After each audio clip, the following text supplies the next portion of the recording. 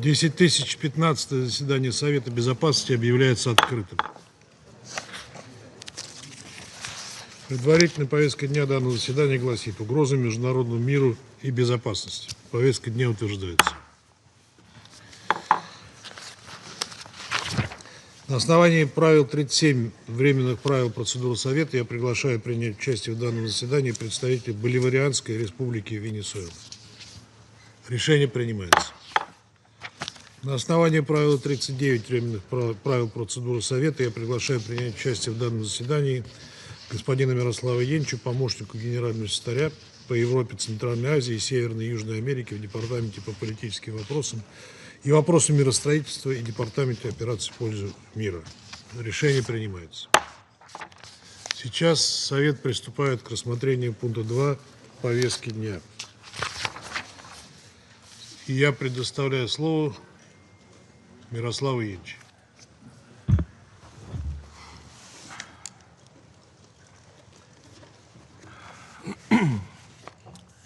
Спасибо, господин председатель.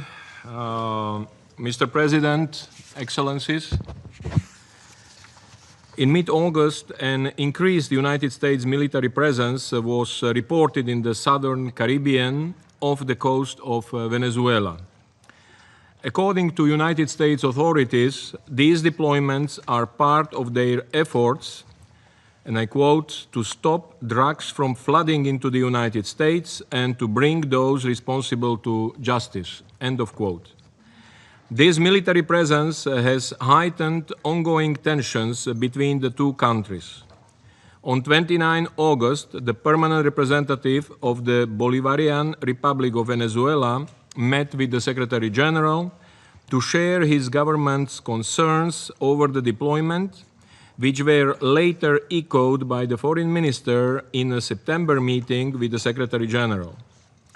Tensions further increased when, on 2 September, the United States government announced that its military had struck a vessel suspected of carrying illegal drugs in international waters in the southern Caribbean Sea.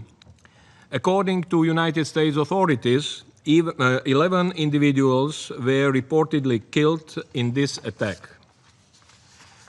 Based on information released by United States authorities, additional airstrikes on vessels allegedly carrying drugs were conducted on 15, 16, and 19 September, and again on 3 October. In total, these operations reportedly resulted in 21 fatalities. The exact locations of these incidents have not been disclosed. The United Nations is not in a position to verify these reports. Mr. President, on 2 October, a White House spokesperson said that the President acted in line with the law of armed conflict, seeking to protect the US from those trying to bring deadly poison to its shores, in line with the President's promise to take on the cartels and eliminate these national security threats from murdering more Americans. Mr. President, Venezuelan authorities have announced that they remain on high alert since the United States military deployments were first reported in August. They have also publicly stated that Venezuela does not wish to engage in warfare, but continues to prepare to defend its sovereignty. On 11 August, President Nicolas Maduro announced the mobilization of 4.5 million members of the Bolivarian militia, a civilian force with military training, to support the armed forces. Venezuelan authorities have also announced military exercises along the country's coast, including the mobilization of warships, aircrafts, and drones to strengthen defense and sovereignty.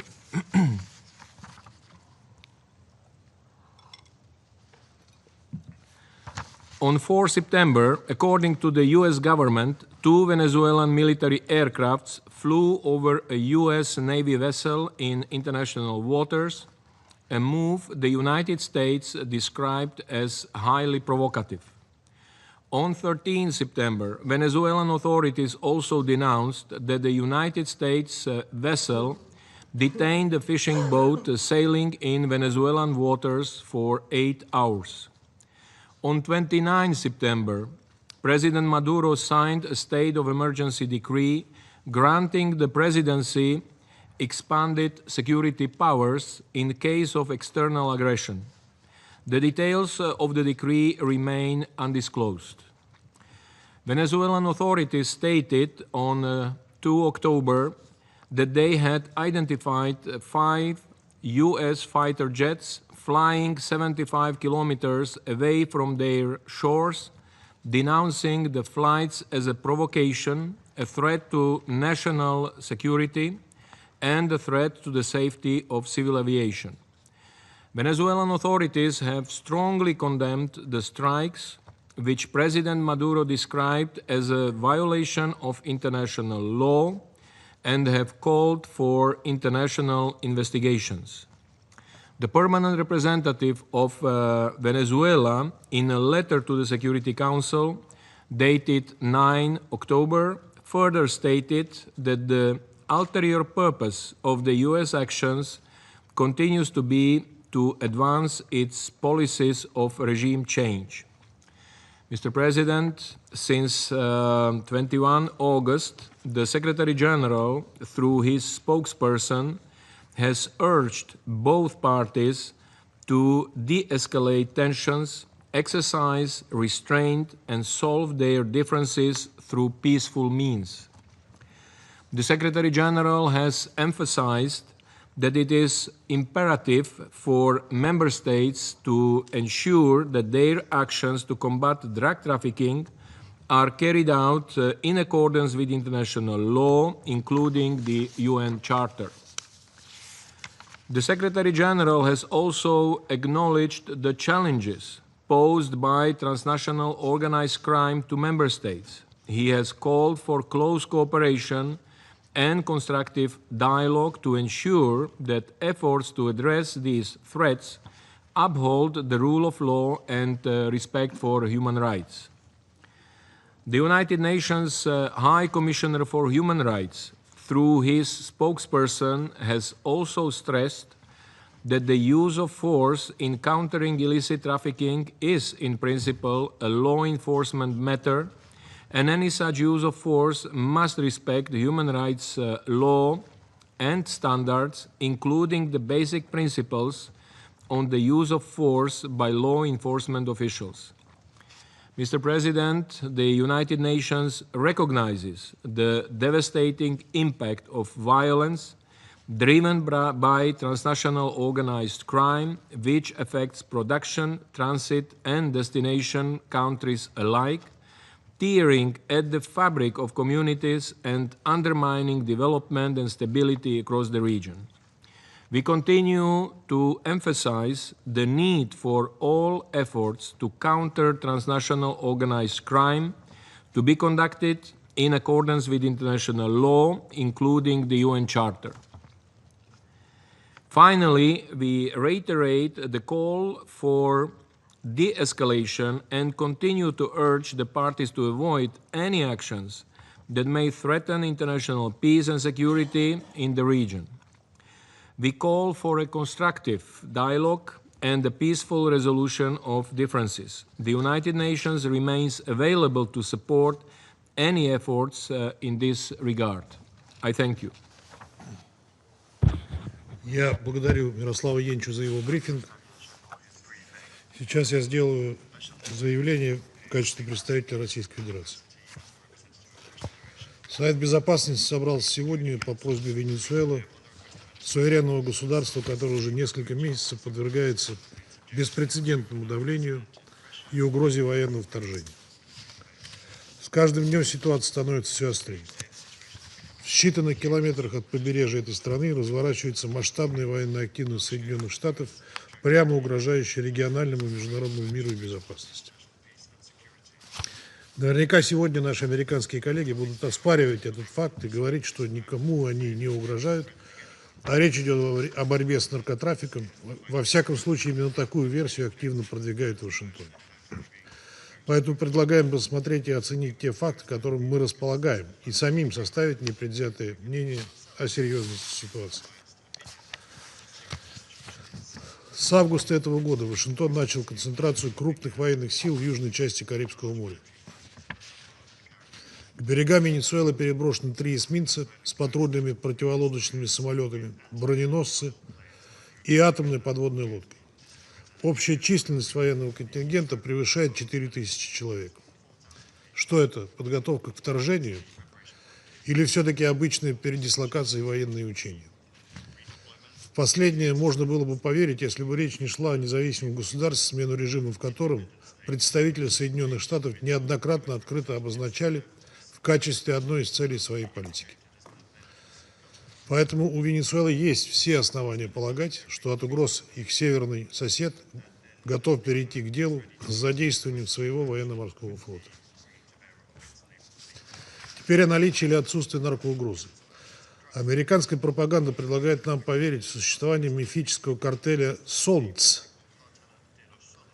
который, дескать, переправляет тонны кокаина из Венесуэлы в США, и главой которой является никто иной, как президент неугодной США Боливарианской республики.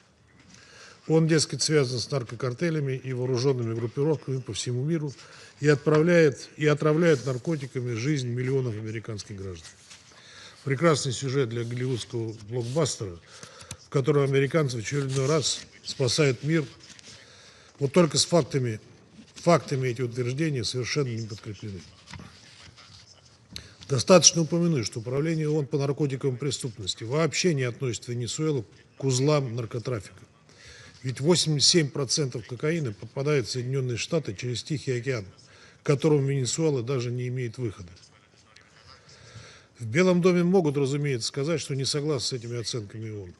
Хорошо, возьмем тогда профильный доклад самого Государственного департамента от марта этого года. В нем тот самый картель «Солнц», якобы для борьбы с которым мобилизовано все южное командование военных сил США, вообще не упоминается.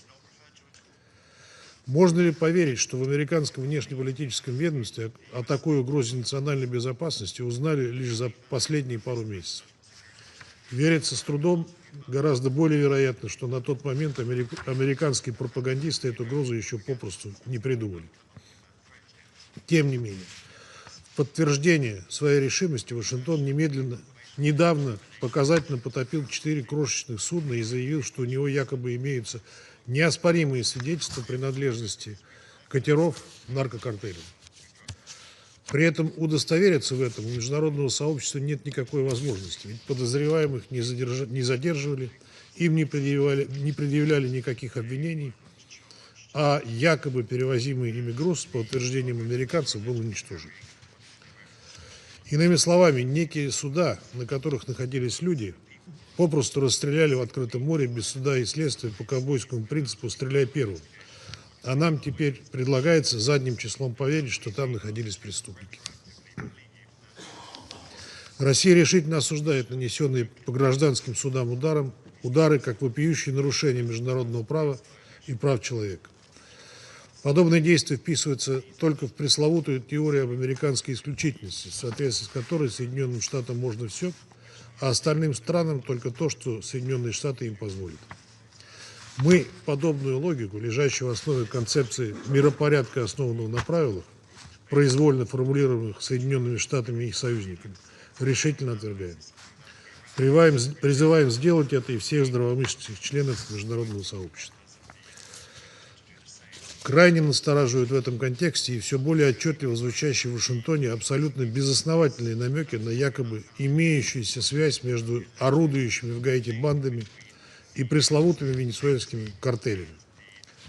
Видим в этом попытку прощупать почву для того, чтобы в перспективе подвести свои действия под зонтик недавно продавленной Соединенными Штатами через Совет Безопасности ООН резолюцию 2793 по борьбе с бандитизмом, по которой ряд членов Совета Безопасности, включая Россию, воздержался.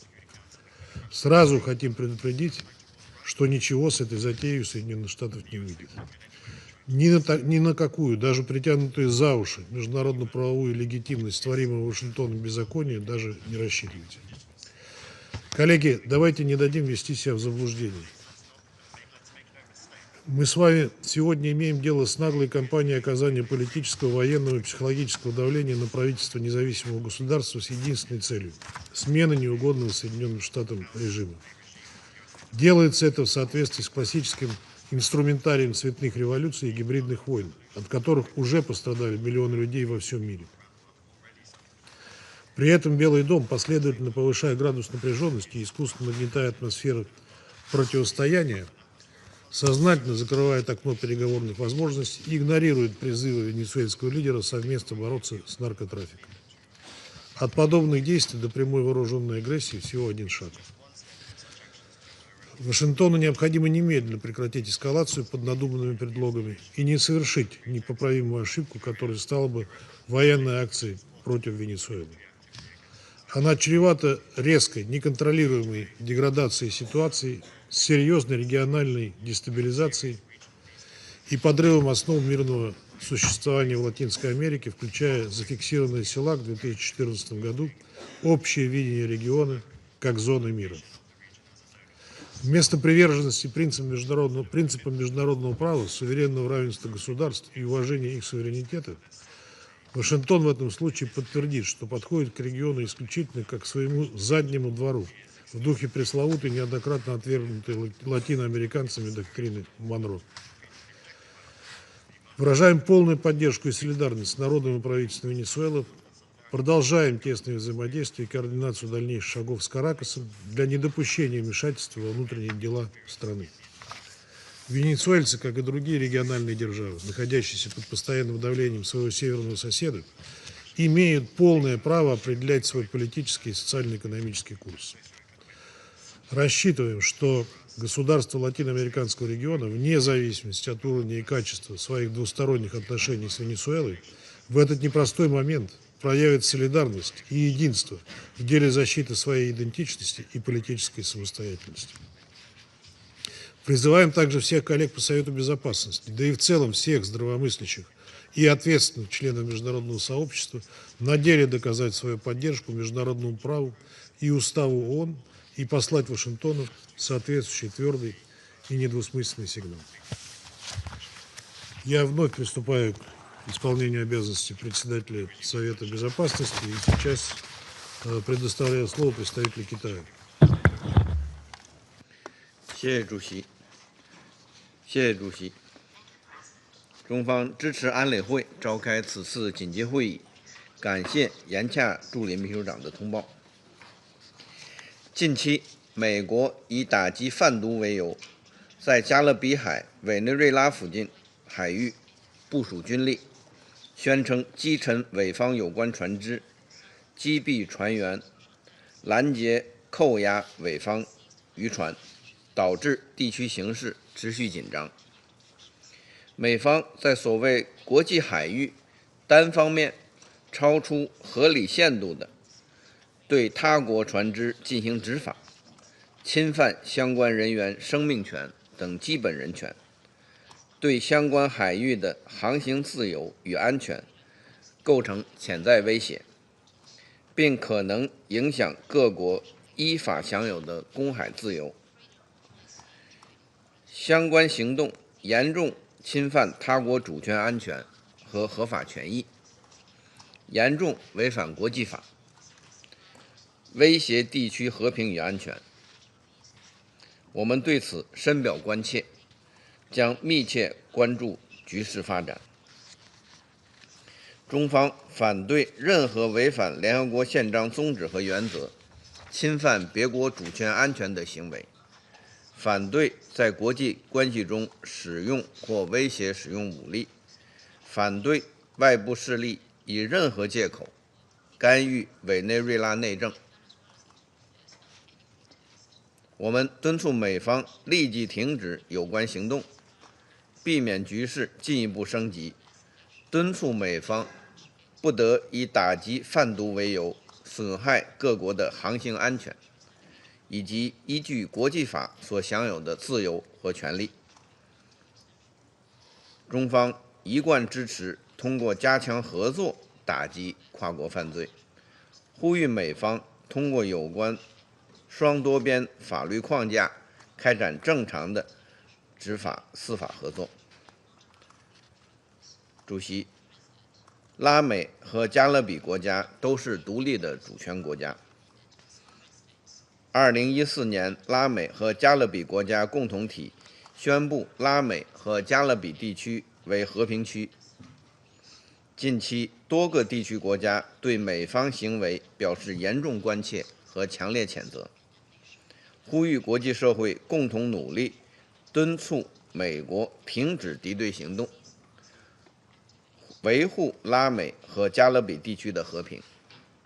希望美方顺应地区国家的呼声，切实维护拉美和加勒比地区和平与稳定。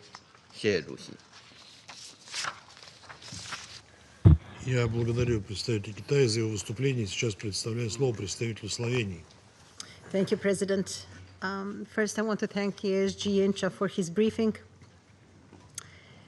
In these challenging times with conflicts persisting across many regions of the world, we are repeatedly reminded of the paramount importance of respecting the UN Charter and international law. The proliferation of conflicts and growing insecurity are inevitably linked to violations of our shared commitments to international peace and security. While we are concerned in this regard about the situation of the coasts of Venezuela, we're equally troubled about the deteriorating humanitarian and human rights situation in the country, compounded by political instability and violence. Mr. President, as maritime security in the Caribbean has significant implications for regional stability, the events described by ASG INCHA could potentially set a dangerous precedent and place us on a volatile path. At this stage, it is therefore of utmost importance to refrain from any actions that might further aggravate the situation. Working together through international law enforcement and judicial cooperation is the most effective and powerful tool against organized crime. It is our responsibility as members of the Council to ensure that we do not stray from the UN Charter and international law, and to insist that obligations therein be respected at all times. Mr. President, we recognize Latin America and the Caribbean's commitment to peace, security, and stability. We welcome the statements and actions of countries and group of countries in the region aimed at upholding this commitment. Slovenia will stand with them as they work to maintain a zone of peace in the region. I thank you. Я благодарю представителя Словении за ее выступление. Сейчас предоставляю слово представителю Сьерра-Леоне. Thank you, Mr. President. Mr. President, I also thank ASG Miroslav Janča for his helpful briefing, and Ceylon takes note of the communication from the Bolivarian Republic of Venezuela dated 9th October 2025. As we approach the 80th anniversary of the signing of the UN Charter, this meeting must remind us of the enduring relevance of the Charter's principles and the need to ensure that our collective security framework continues to serve as the foundation of peace and stability. When the Charter was signed in San Francisco 80 years ago, it was not with the illusion that conflict or threats to international peace and security would disappear from the affairs of humankind. It was founded instead on the conviction that the occurrence of threats and devastating conflict could only be prevented by a shared commitment to a system of rules. The Charter's promise to save succeeding generations from the scourge of war was premised on the acceptance by all states, large and small, of the fundamental principles of sovereignty, territorial integrity, political independence, non-intervention, the non-use of force, and the peaceful settlement of dispute. The drafters of the Charter, conscious of the failures of the League of Nations, deliberately replaced the doctrine of might is right with a new international order governed by law. They understood that durable peace required collective responsibility and restraint. It was for this reason that the United Nations established a system of collective security, with the Security Council entrusted as the principal organ for maintaining international peace and security. This structure was meant to ensure that force would never again be the first recourse to conflict. Mr. President, the authority of this Council carries with it an obligation to ensure clarity and preserve consistency in the application of the Charter's principles. The rules that bind the international community must apply equally to all member states. The legitimacy of the multilateral system depends on this equality before the law. When the Council acts, it speaks on behalf of all member states. When it fails to uphold the rules that sustain peace, it risks weakening the very system designed to protect us all. Sierra Leone takes note of the concerns raised in Venezuela's letter regarding development in the Caribbean region and the appeal to the Security Council to uphold the Charter's purposes and principles. While it may be too early to comment on the specifics of the matters reported, Sierra Leone reiterates that all member states have an obligation to respect the sovereignty and territorial integrity of others, to refrain from the threat or use of force, and to resolve dispute by peaceful means. These obligations are not conditional. They are the bedrock of international peace and security.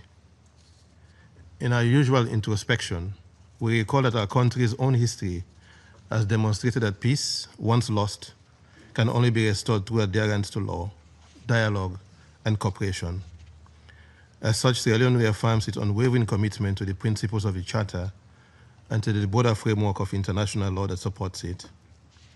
This includes the United Nations Convention of the Law of the Sea, which codifies many of the rules of customary international law applicable to non-state parties and to provide a comprehensive legal regime governing maritime activities. In this regard, we also take note of the Treaty of Teloloco, which established Latin America and the Caribbean as a nuclear weapon-free zone.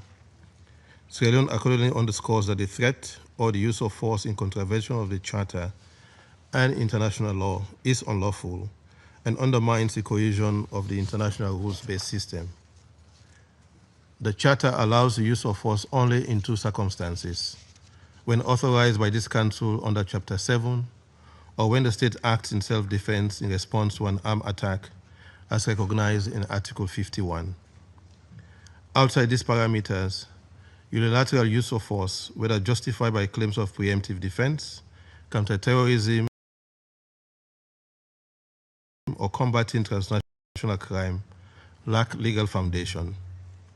Such actions erode confidence in the collective security scheme and risk destabilizing entire regions. Resolutely, for the referenced transnational criminal activities, the appropriate means of redress must remain within the confines of the law. States should resort to establish mechanisms for international cooperation, including mutual legal assistance treaties, extradition arrangements, and information sharing through competent international bodies, such as the United Nations Office on Drugs and Crime and Interpol. These mechanisms provide lawful avenues for combating transnational threats while upholding the principles of the Charter. Further, all member states, without distinction, bear responsibility to ensure that their actions, whether political, economic, or military, conform to international law and contribute to the maintenance of international peace and security. Selective application of norms corrodes trust in multilateralism and diminishes the Council's capacity to act collectively. Sierra Leone therefore urges restraint, renewed dialogue, and the faithful application of international legal principles by all parties concerned. The mechanisms for peaceful settlement, negotiation, mediation, arbitration, and judicial recourse exist precisely to avert confrontation. The Security Council, for its part, must remain a guardian of these principles, ensuring that its decisions reinforce rather than erode the architecture of collective security envisaged in San Francisco 8 decades ago. Let us therefore resolve, as the founders of the United Nations did 80 years ago, that the maintenance of international peace is not the prerogative of individual member states, but the responsibility of all. For it is through adherence to law, respect for sovereignty, and the peaceful settlement of dispute that the promise of the Charter to save succeeding generations from the scourge of war can truly be fulfilled. I thank you. Я благодарю представителя Сьерра-Леоне за его выступление. Сейчас предоставляю слово представителю Гаяны. Mr. President, I thank ASG Yancha for his briefing and welcome the participation of the Permanent Representative of Venezuela in today's meeting. Guyana has taken careful note of the letters sent by the Foreign Minister and Permanent Representative of Venezuela to the President of the Security Council on 2nd and 9th of October, respectively, in which they expressed concern about escalating developments in the Caribbean region. We have also followed closely the public reporting and official statements from the United States government that give important insights into the actions being carried out in the Caribbean Sea. Regional leaders have been informed that the ongoing operations target illegal drug trafficking. Mr. President, the abuse and trafficking of illicit drugs have been the primary drivers of crime and violence across many countries and societies. Nowhere are the consequences more acute than in the Latin America and Caribbean region, which is home to just 8% of the world's population and to 33.6 million of the world's poor. The illegal drug trade and its criminal networks have the capacity to undermine state institutions, threaten democracy, pervert the rule of law, and destabilize economies. Consequently, our region now accounts for nearly 1/3 of global homicides, and our youth have become victims of criminal organizations that feed greedily on demands emanating far beyond our shores for illicit drugs and psychedelics. Despite persistent efforts to rid ourselves of this scourge, our efforts have not yet yielded the desired results. Criminal organizations have continually evolved, devising increasingly sophisticated networks to circumvent law enforcement and expand their illegal activities to increase profits and exploit vulnerabilities created by social and political instability. Meanwhile, many of our governments have had to increase investments in law enforcement at the expense of socio-economic development programs. It is in this context, Mr. President, that the leaders in our region have pledged to bring an end to this damaging phenomenon. Member states of the Caribbean community have given the highest priority to international cooperation and synergies in the fight against illicit drugs. Just yesterday, Guyana joined several Caribbean countries in strengthening its response to new and emerging drug threats by launching a national early warning system designed to detect, assess, and respond swiftly to new psychoactive substances and strengthen our overall public health and national security frameworks. Mr. President, international, regional, and bilateral cooperation has been crucial in dismantling the trafficking networks that exploit Guyana as a transshipment point for cocaine and other narcotics. It is in this spirit that Guyana continues to advocate for strengthened partnerships and cooperation among countries and regional and international organizations. Such partnerships must be rooted in the rule of law and international legal frameworks, ensuring a unified and lawful approach to combating drug trafficking and related crimes. We treasure the region's designation as a zone of peace. As such, our commitment to non-intervention, respect for sovereignty and territorial integrity, and to the pacific settlement of disputes is firm and unwavering. We are also cognizant that this peace is not immune to the threats of criminal transnational drug trafficking networks.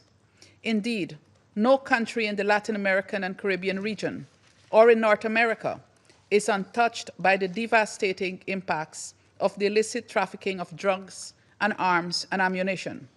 We can and must collectively respond in a manner that safeguards the stability of our region and the security of our people.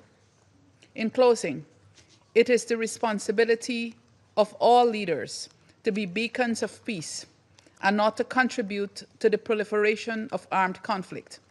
Guyana will continue to be a partner for peace and is committed to working with all stakeholders to ensure we simultaneously address sources of instability and strife while upholding our adherence to the purposes and principles of the United Nations Charter. I thank you. Я благодарю представителя Гайаны за ее выступление и сейчас предоставляю слово представителю Панамы. Muchas gracias, señor presidente. Agradecemos a Miroslav Viencha, subsecretario general para Europa, Asia Central y las Américas, por su detallado informe. Reconocemos además la presencia de la delegación de Venezuela en sala. Panamá y el pueblo venezolano comparten una fraternidad profunda, cimentada en la historia y en los ideales de libertad que unieron a nuestros pueblos desde los tiempos del libertador Simón Bolívar. Sin embargo, por décadas, esta hermana república ha estado sometida a un régimen autoritario que no ha hecho más que perseguir a su pueblo, silenciar las voces disidentes y desmantelar la democracia. Frente a esta situación, existen voces valientes que se alzan para enfrentar una de las dictaduras más severas de nuestra región. Panamá celebra la reciente noticia y felicita a María Corina Machado por haber sido merecedora el día de hoy del Premio Nobel de la Paz, un reconocimiento a su incansable lucha por la libertad, la democracia y los derechos del pueblo venezolano. En este contexto, Panamá desea dejar claramente establecido que no reconoce al régimen autoritario que ha mantenido a los y las venezolanas sumidos en una de las peores crisis políticas, sociales, humanitarias y de criminalidad de nuestra región. Panamá es con profundo orgullo custodio de las actas que confirman de manera incuestionable que el presidente de la República Bolivariana es el excelentísimo señor Edmundo González. Aprovechamos esta ocasión para reiterar el mensaje transmitido en su momento por el presidente de la República de Panamá, José Raúl Mulino, al mandatario electo de Venezuela. Panamá está con usted y con la legitimidad que usted representa. Extendemos este mensaje al pueblo venezolano que hoy padece las consecuencias de un régimen dictatorial, así como a los más de 8 millones de venezolanos que, huyendo de la situación insostenible en el país, se han visto forzados a abandonar su patria y a reconstruir sus vidas en el desarraigo y el exilio. Panamá condena las reiteradas violaciones de derechos humanos y la persecución política, el progresivo deterioro institucional, el autoritarismo y la erosión de los derechos políticos y civiles en Venezuela constituyen por sí solas una seria amenaza a la paz, la seguridad internacionales y la estabilidad en toda la región. Sin embargo, en cuanto a las preocupaciones en materia de seguridad en el Mar Caribe, hacemos un llamado a que éstas no sean utilizadas con fines políticos ni para desviar la atención de los desafíos institucionales y humanitarios que enfrenta Venezuela. Asimismo, siendo un tema prioritario para nuestro país, Panamá reitera la importancia de preservar la paz, la seguridad y la estabilidad marítima regional, pues son pilares esenciales para todo nuestro hemisferio. Como Estado parte de la Convención de las Naciones Unidas sobre el Derecho del Mar, Panamá reafirma su compromiso con la preservación del orden jurídico internacional que rige los océanos. En ese sentido, cualquier acción que ponga en riesgo este objetivo común debe ser abordada con responsabilidad, respeto a la soberanía e integridad territorial y en estricto apego a la Carta de las Naciones Unidas y a los principios del derecho internacional. Si bien reconocemos las fundadas preocupaciones que generan el narcotráfico, la piratería y otras actividades ilícitas en las aguas de nuestra región, subrayamos que más allá de respuestas militares, es posible enfrentar este flagelo mediante estrategias coordinadas y sostenibles. Dichas estrategias basadas en la cooperación, la asistencia mutua y el pleno respeto al marco jurídico internacional permiten además desmantelar de manera efectiva las amplias redes que sustentan las economías ilícitas. Presidente, Panamá considera que las amenazas transnacionales que enfrenta nuestra región exigen de respuestas conjuntas, basadas en el respeto al derecho internacional y sustentadas en un compromiso compartido con la paz y la seguridad, la estabilidad hemisférica. Muchas gracias. Я благодарю представителя Панамы за его заявление, за его выступление. И сейчас предоставляю слово представителю Соединенного Королевства. Thank you, President. And I thank Assistant Secretary-General Yencha for your briefing. The United Kingdom stands in solidarity with the people of Venezuela and their right to democracy, freedom, and human dignity. Nicolas Maduro's claim to power is fraudulent. The National Electoral Council of Venezuela has still not released the full results of the July 2024 elections, which were neither free nor fair.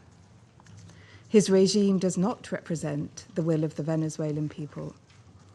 Since the election, the Venezuelan authorities have continued to deepen repression and further erode the fundamental rights of all Venezuelans. Over 800 Venezuelans remain arbitrarily detained, with reports of enforced disappearances targeting opposition members, human rights defenders, and the independent media. This has to stop. Human rights must be protected, and the democratic will of the Venezuelan people must be respected.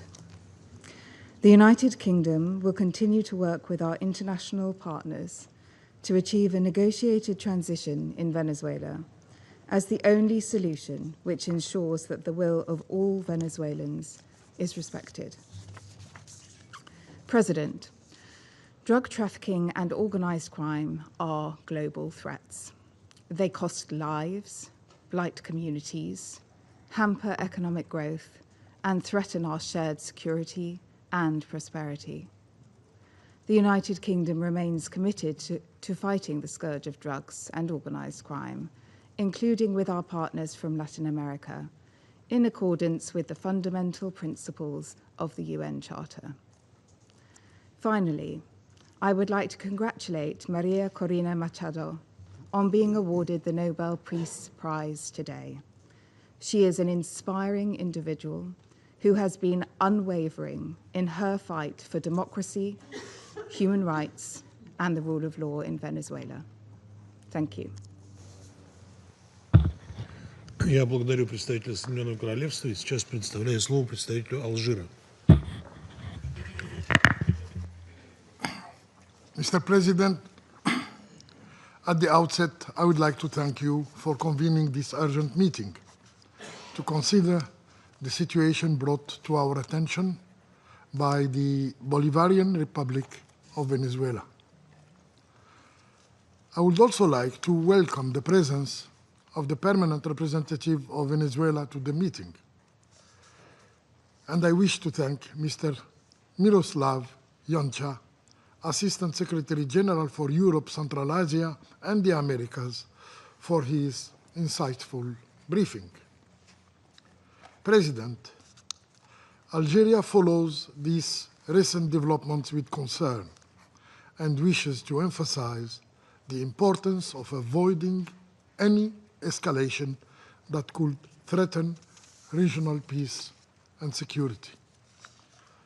The United Nations Charter sets out the principles that form the foundation of peaceful coexistence among nations, and to develop friendly relations among nations, based on respect for the principle of equal rights of peoples, sovereign equality, non-interference in the internal affairs of state, territorial integrity, and the peaceful settlement of disputes.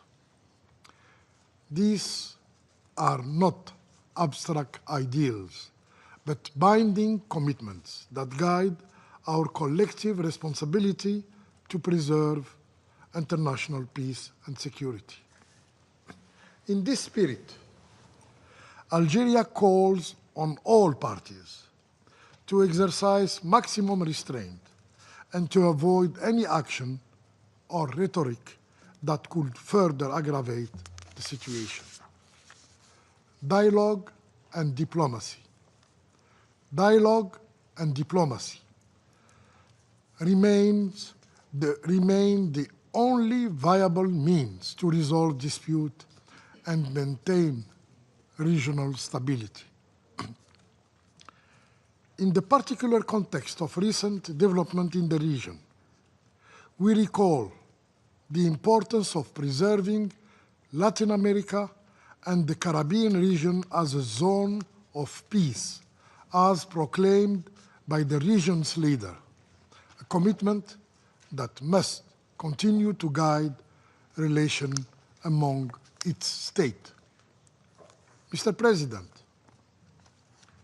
Algeria, who have experienced firsthand a bitter fight against cross-border drug trafficking and organized crime, believes that the resolute fight against this scourge is a shared responsibility, a shared effort of the entire international community.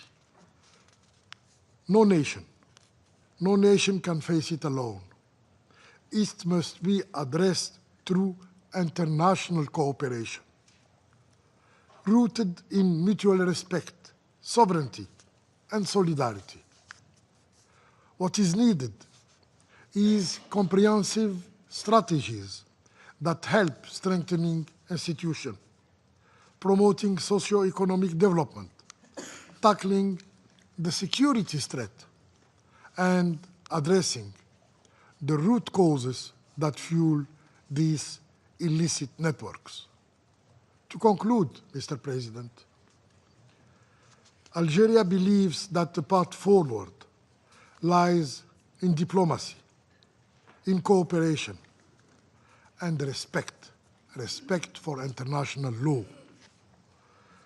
Let us honor the vision of the UN Charter and work tirelessly for peace, justice, and the dignity of all peoples. I thank you.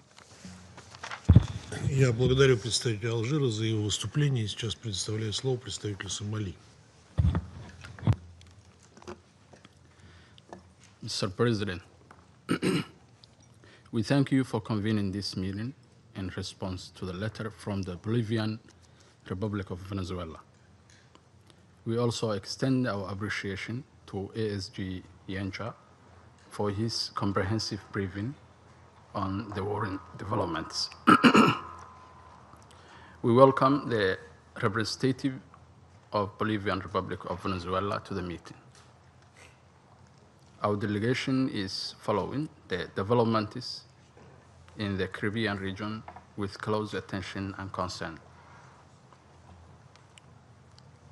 The issues raised today highlight the risks that heightened tensions can pose to regional and international peace and stability. In this context, we wish to emphasize the importance of restraint, calm, and dialogue among all concerned parties. It is essential that every effort be made to avoid actions or rhetoric that could further escalate the situation. We encourage all parties to use diplomatic channels and establish international mechanisms to address all concerns. We reiterate that upholding the principles of the UN Charter, particularly the peaceful resolution of disputes, remains fundamental to preserving stability in the region and beyond. At this delegate juncture, we urge all stakeholders to act with prudence and responsibility, and we affirm our readiness to support any efforts aimed at de-escalation and mutual understanding. I thank you. Я благодарю представителя Сомали за его выступление. Сейчас предоставляю слово представителю Греции. Thank you, Mr. President. I would like to thank Assistant Secretary General Yensa for his briefing. Greece is following closely the developments in the region and is concerned by the recent escalation of tensions. Moreover, we are alarmed by the rising threat of drug trafficking in the wider region, directly linked to maritime security. In this regard, all necessary measures should be taken to tackle the production and trafficking of drugs. We believe that dialogue and diplomacy are the only viable path to the peaceful resolution of disputes, utilizing the tools enshrined in the UN Charter. Moreover, we emphasize the need for adherence to international law, including obligations pertaining to international humanitarian law and the respect of human rights. Mr. President, it is of paramount importance for all parties to aim for de-escalation of the situation, considering the current socio-economic and humanitarian crisis in the region. Greece stands ready to support all bilateral, regional, and international efforts for de-escalation which contribute to the resolution of the crisis with a view to avoiding the further exacerbation of tensions. Finally, I would like to congratulate Maria Corina Machado for being awarded the Nobel Peace Prize, an inspiring figure of peace, democracy, and freedom. I thank you. Я благодарю представителя Греции за его выступление. Сейчас предоставляю слово представителю Республики Корея.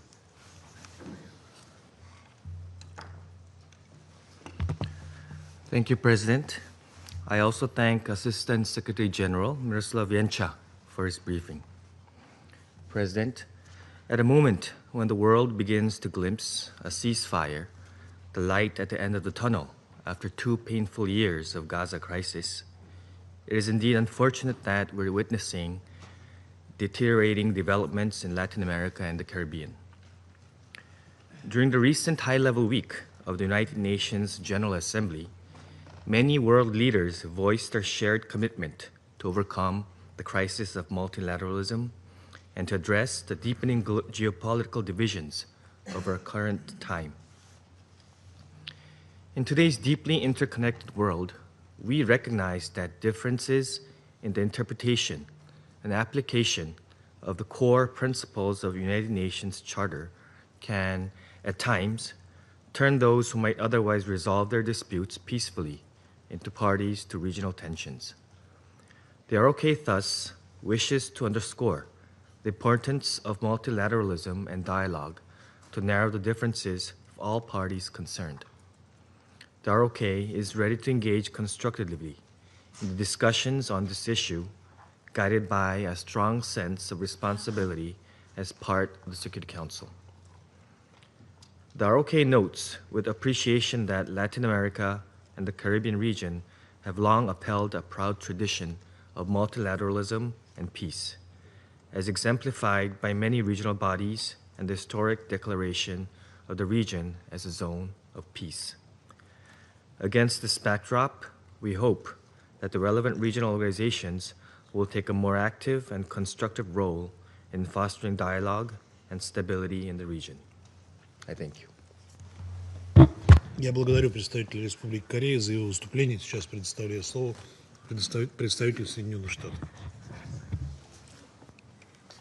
Thank you, Mr. President.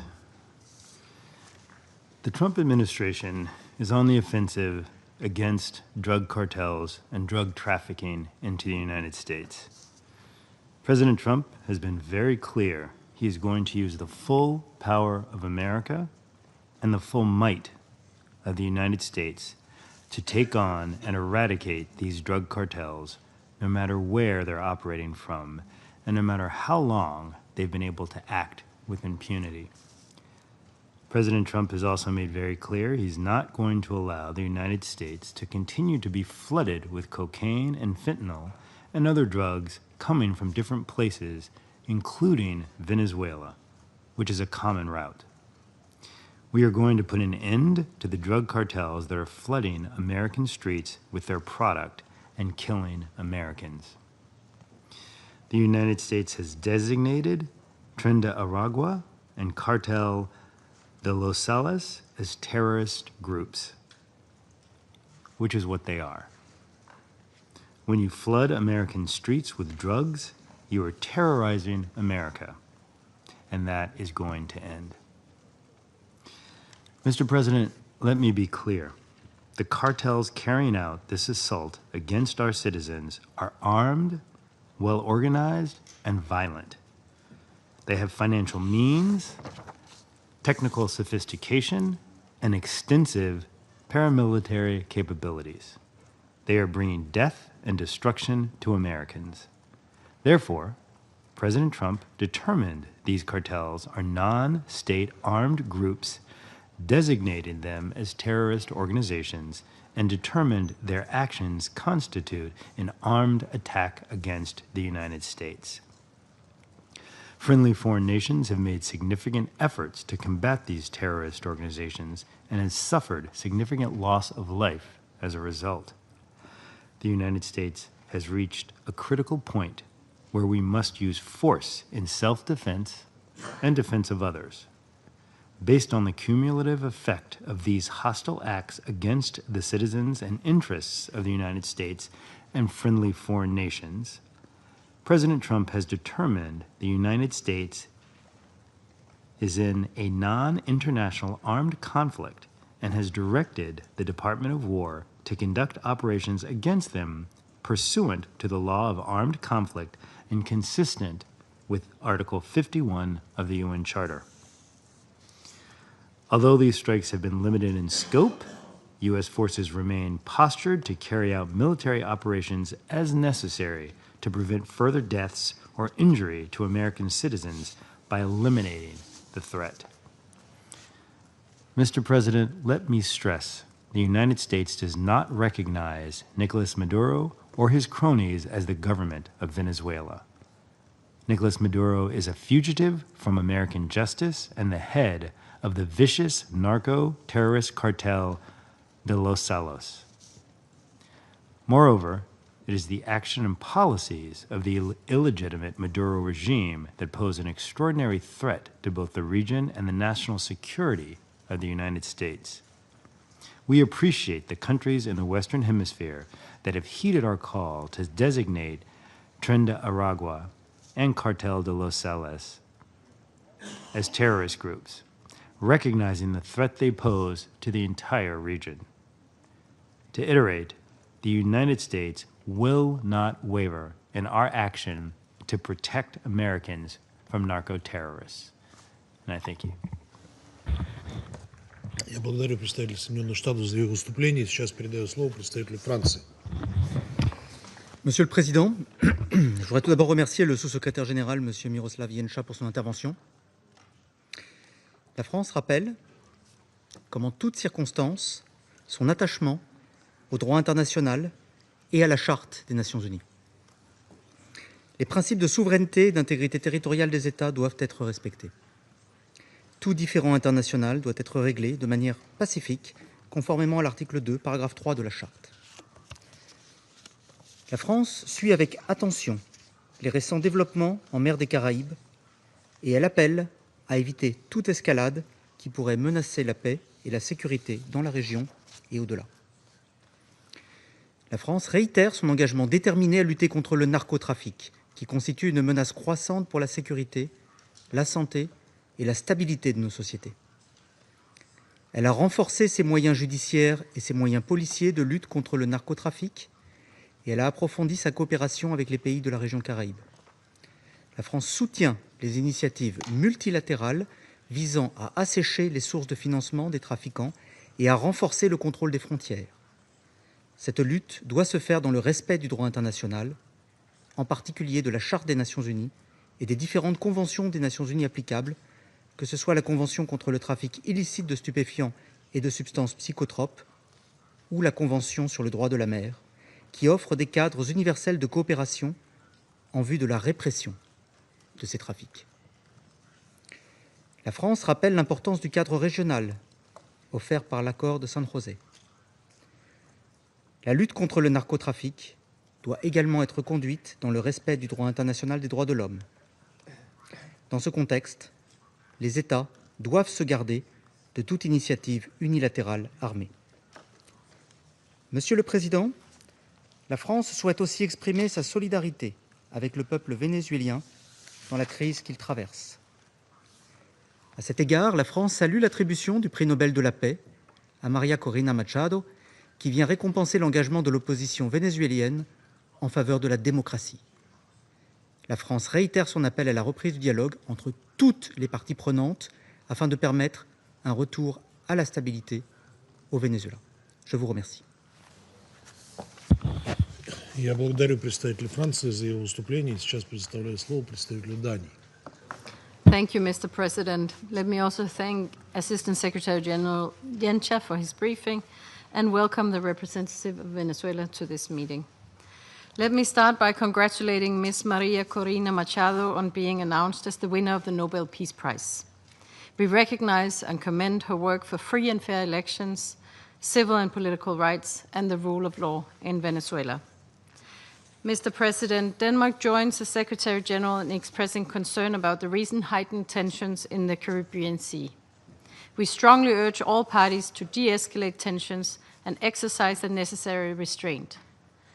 Any increase in confrontation must be avoided, and differences must be resolved through peaceful means. It's crucial that diplomatic solutions are sought to make progress towards a peaceful resolution in accordance with international law, including the fundamental principles of the UN Charter. All measures taken to address concerns must be in accordance with the Charter and in accordance with relevant international human rights law and the law of the sea. Mr. President, a calm and level-headed approach is required. Dialogue, engagement, and a recommitment to diplomacy is key. We call on the parties to take urgent and meaningful steps to address any concerns and to de-escalate tensions.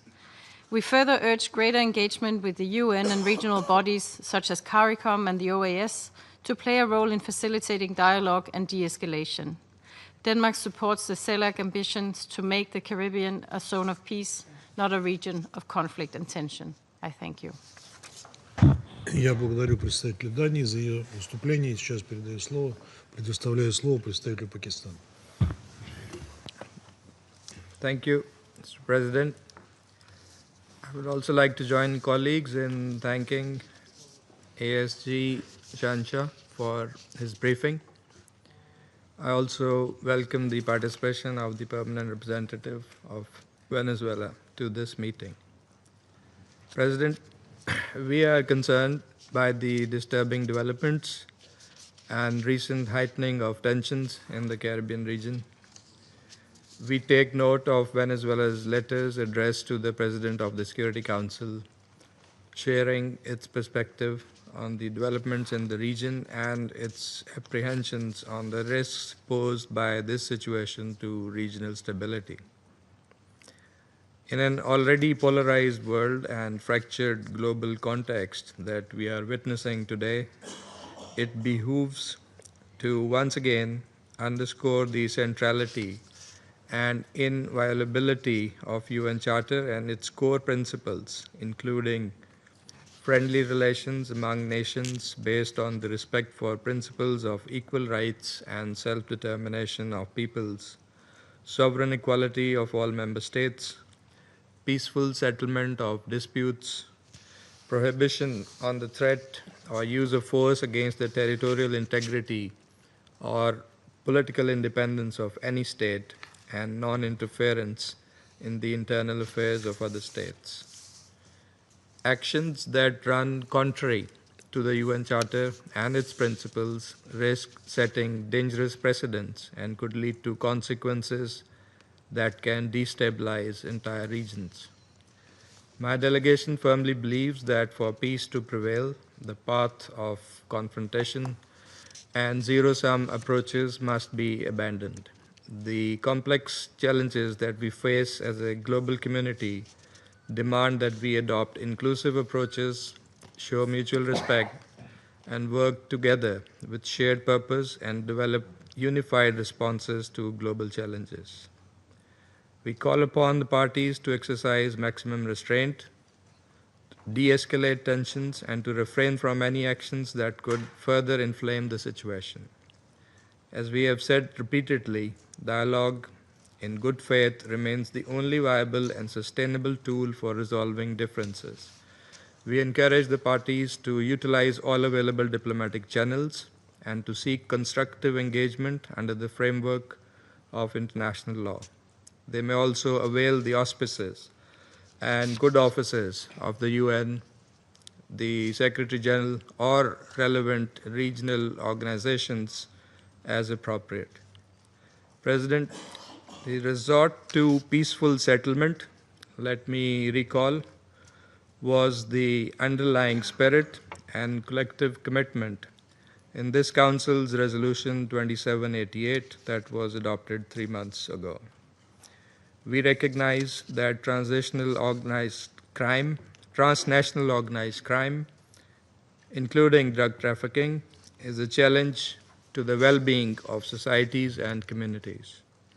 However, international response to these problems must be rooted in the principle of common and shared responsibility through a cooperative approach and in a comprehensive manner in strict conformity with international law, including the UN Charter, as also highlighted by ASG Jancha.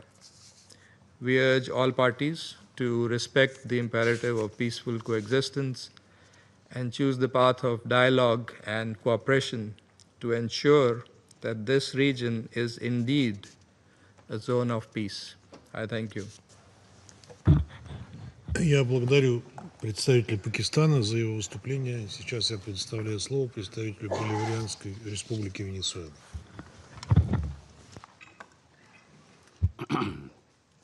Señor presidente, venimos a este Consejo de Seguridad para hacer una denuncia de las más graves posibles, pues se trata de alertar sobre un conjunto de acciones que amenazan no solo la paz y la seguridad de nuestra nación, sino también de toda la región de América Latina y el Caribe. Señor presidente, durante años, el gobierno de los Estados Unidos ha venido desarrollando una campaña de propaganda y desinformación contra nuestro país. En la actualidad, ejecuta un creciente despliegue de fuerzas militares a escasas millas de las costas venezolanas.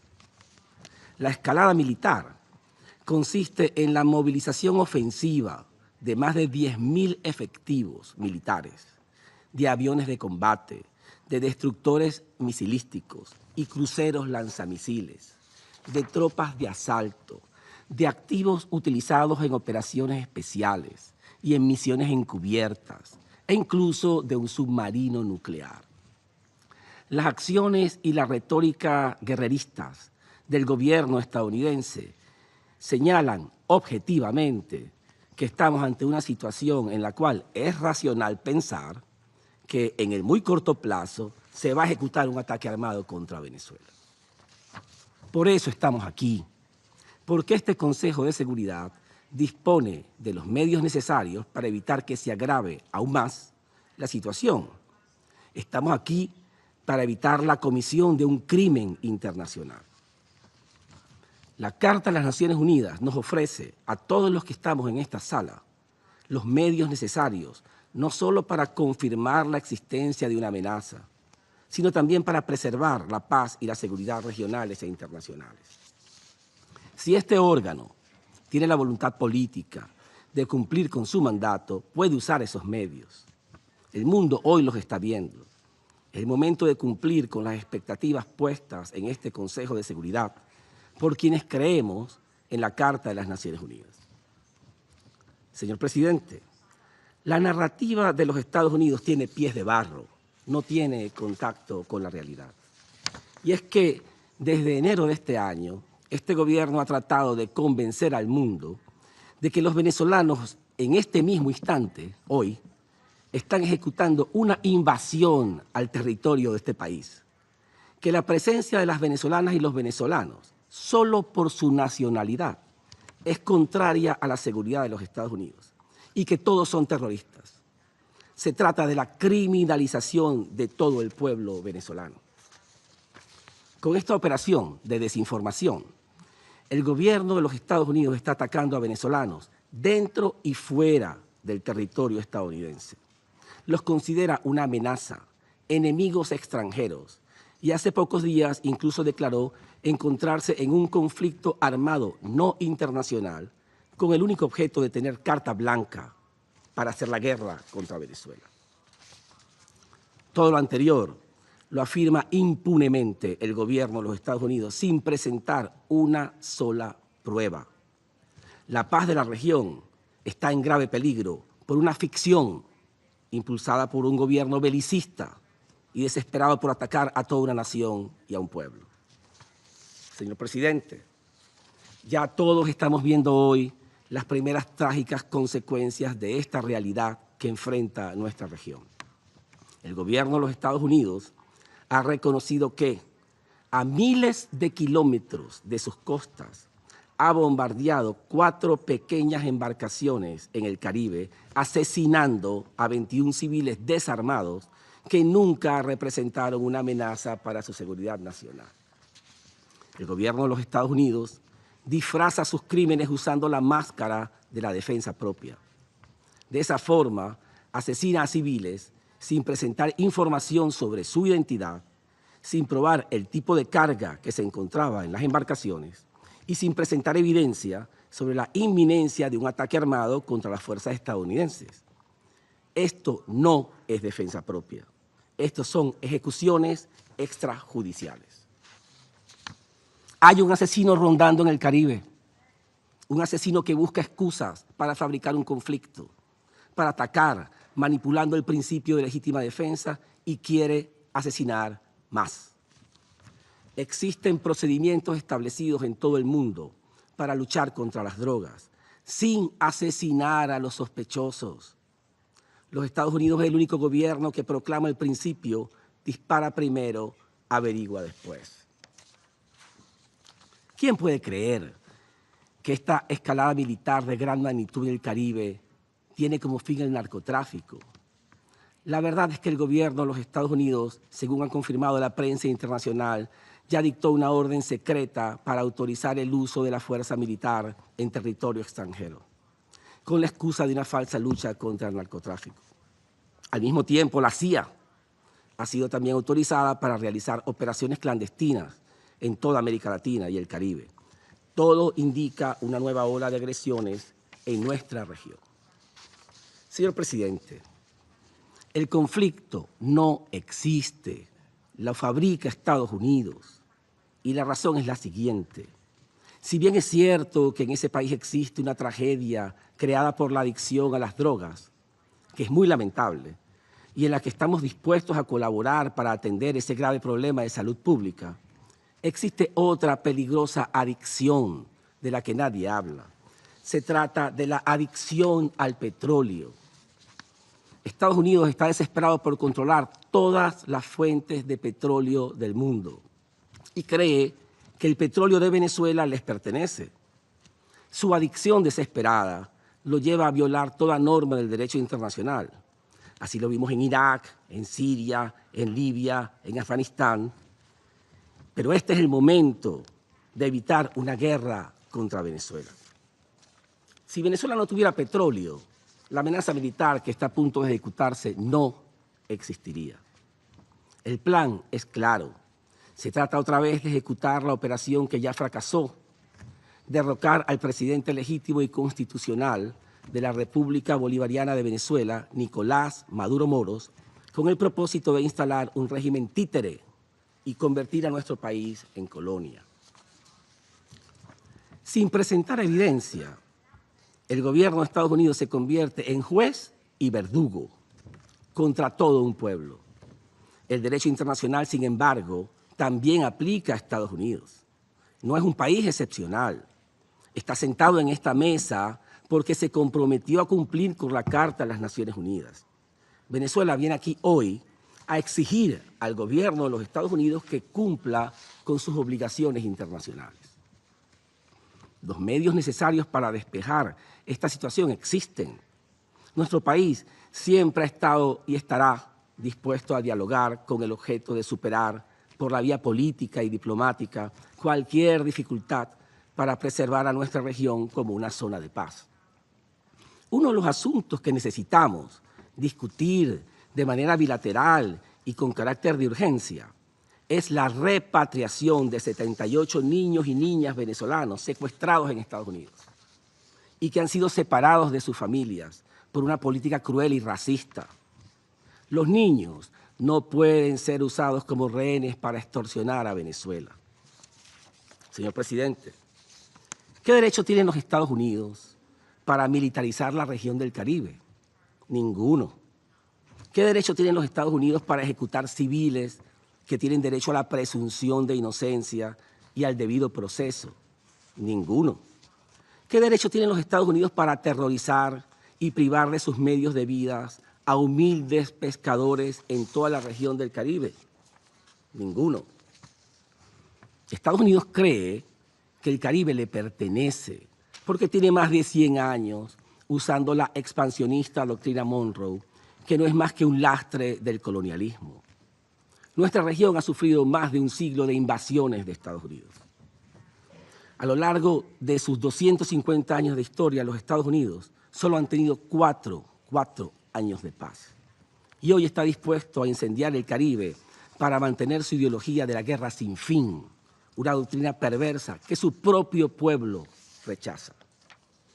Los Estados Unidos promueven la guerra sin fin como una maquinaria mundial de propaganda y una verdadera industria de la mentira y de la muerte. Numerosos pueblos han sido víctimas en algún momento de su codicia. ¿Cuántos muertos tendrán que pasar? ¿Cuántos años tendrán que pasar también para que el mundo entienda, como lo ha hecho históricamente Estados Unidos, que hoy está mintiendo una vez más? Venezuela, por su parte, tiene una profunda tradición de paz. Desde su independencia, hace más de 2 siglos, nunca ha estado inmersa en un conflicto internacional y está orgullosa de esta historia. No necesitamos ni queremos guerra con nadie. Señor presidente, a la luz de todo lo anterior, creemos que es el momento indicado para que este Consejo de Seguridad cumpla con el mandato encomendado por la Carta de las Naciones Unidas y que evite una catástrofe que puede convulsionar a toda la región por generaciones. Por ello, proponemos a este órgano las siguientes 3 acciones concretas. Primero, que se determine la existencia de una amenaza a la paz y a la seguridad internacionales por la actual escalada militar del gobierno de los Estados Unidos en el Caribe. Segundo, que se adopten las medidas necesarias para evitar que la situación sobre el terreno se agrave aún más. Y tercero, que se apruebe una resolución del Consejo de Seguridad en que todos sus miembros, incluyendo Estados Unidos, se comprometan a respetar la soberanía, la independencia y la integridad territorial de la República Bolivariana de Venezuela. Solo estamos pidiendo el respeto de la Carta de las Naciones Unidas que todos los estados en este Consejo de Seguridad se comprometieron a cumplir. La puesta en marcha de estas acciones sería una garantía para desactivar de manera inmediata la amenaza en nuestra región. Todos necesitamos la paz, incluidos los Estados Unidos. Señor presidente, antes de concluir, permítame dirigir unas breves palabras a nuestro pueblo que está en este momento en perfecta paz, en unidad y en movilización ante los peligros que acechan a nuestra patria. En este momento crítico de nuestra historia, todas las venezolanas y venezolanos recordamos a nuestros abuelos, a nuestros bisabuelos y a todos los que lucharon por mantener un país en paz, con prosperidad y sobre todo con dignidad. Los venezolanos estamos orgullosos de ser venezolanos. No queremos tutela de ningún imperio. Con grandes sacrificios hemos logrado un país que no se subordina a nadie. Aspiramos a relaciones de amistad y cooperación con todo el mundo, a partir del respeto mutuo, pero de nadie aceptamos insultos y amenazas. Los venezolanos no cedemos a chantajes. Se equivocan aquellos que confunden nuestra disposición al diálogo con debilidad. En nuestros más de 200 años de historia independiente, si alguien cree que puede arrasarnos porque somos un país pequeño, debe mirar hacia el pasado y ver que Venezuela fue la tumba de un imperio. La Carta de las Naciones Unidas y la doctrina de paz universal protegen a Venezuela y a todas las naciones del mundo. Como garantiza el artículo 51, Venezuela ejercerá el derecho a la defensa.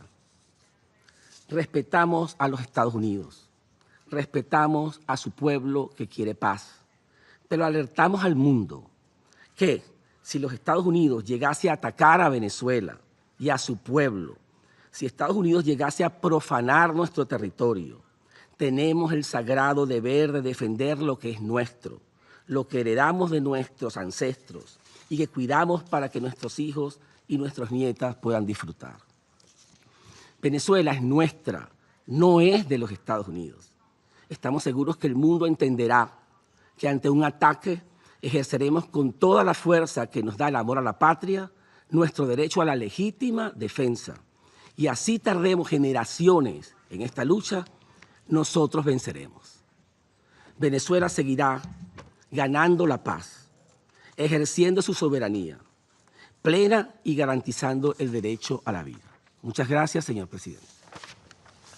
Я благодарю представителя Боливианской республики Венесуэла за его выступление. Сейчас я предоставляю слово Соединенным Штатам, которые попросили его для того, чтобы сделать дополнительные заявления. Thank you, Mr. President. And I also want to be clear that the U.S. is in no way against the people of Venezuela, who we believe have the right to be represented by a legitimate government. The plain reality of the situation is that Nicolas Maduro is the leader of a designated narco-terrorist group, Cartel de los Salas, and he is responsible for trafficking drugs into the United States and Europe.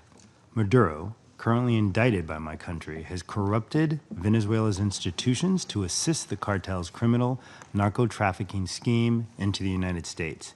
It is the action and policies of his illegitimate regime that pose an extraordinary threat to both the region and the national security of the United States. Thank you, sir. Я благодарю представителя Соединенных Штатов за его дополнительные заявления. Сейчас я предоставляю слово представителю Боливианской республики Венесуэла для дополнительного заявления. Muchas gracias, señor presidente. Lo que acaba de ocurrir es precisamente un ejemplo de todo el discurso que yo he hecho.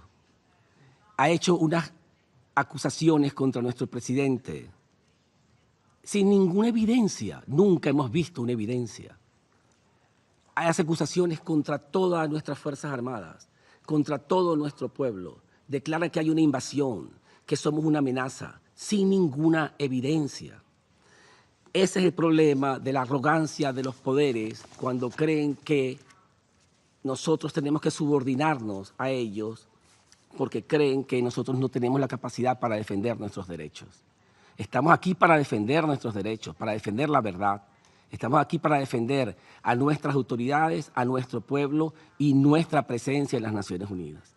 Es muy importante para todos que no repitamos el pasado cuando acusaron a otros países de armas de destrucción masiva, de armas químicas, de cualquier barbaridad, simplemente como una excusa para iniciar una guerra que luego se descubrirá que era simplemente falso. No caigamos en esa trampa otra vez, aprendamos de la historia. Muchas gracias, señor presidente.